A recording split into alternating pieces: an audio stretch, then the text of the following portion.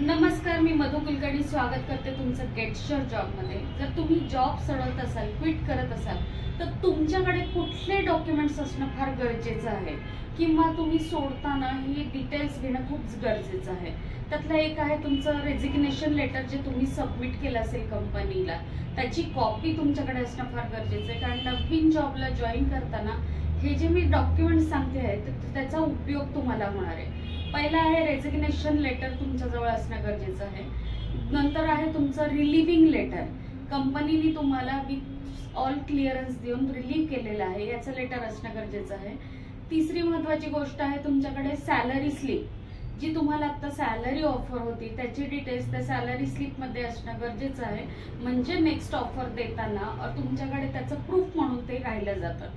त्यानंतर आहे फॉर्म 16, हा तुम्हाला अकाउंट्स डिपार्टमेंट कडून मिळू शकतो, जो तुमच्याकडे असणं फार गरजेचं आहे।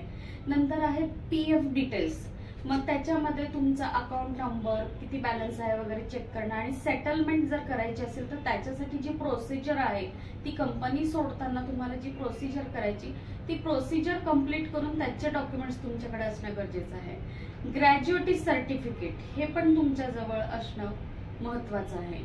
इन्शुरन्स इन्फॉर्मेशन, जर कंपनी तुमच्यासाठी तुमच्या फॅमिलीसाठी काही इन्शुरन्स पे करत असेल तर ती पुढे कंटिन्यू ठेवण्यासाठी तुम्हाला काही त्याचे डिटेल्स तुमच्याकडे असणं गरजेचं आहे। तर ही डॉक्युमेंट्स तुमच्याकडे असतील तर तुम्हाला पुढचा जॉब जॉईन करताना तिथे ती इन्फॉर्मेशन देताना प्रॉब्लेम येणार नाही।